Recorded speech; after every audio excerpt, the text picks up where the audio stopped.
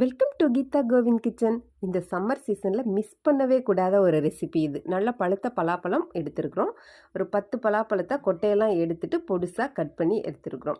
இதை நம்ம இப்போ மிக்ஸி ஜாரில் சேர்த்து அரைக்க போகிறோம். நல்லா நைஸாக அரைக்க தேவையில்லை, கடிப்படுற மாதிரி கொஞ்சம் அங்கங்கே பீசஸ் இருந்தாலும் நல்லாயிருக்கும்.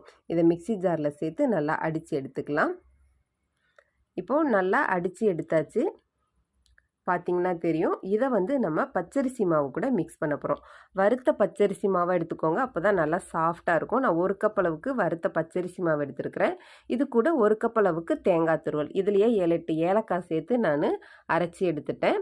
இப்போது நம்ம அரைச்சி வச்சுருக்கிற பலாப்பழத்தை இது கூட சேர்த்துடலாம். இது கூட 1/2 டீஸ்பூன் அளவுக்கு சுக்கு பொடி சேர்த்துருக்குறோம். கொஞ்சமாக ஒரு 2 பிஞ்ச் அளவுக்கு உப்பு சேர்த்துக்கோங்க. 2 டீஸ்பூன் நெய். இதை எல்லாத்தையும் நல்லா மிக்ஸ் பண்ணிக்கலாம்.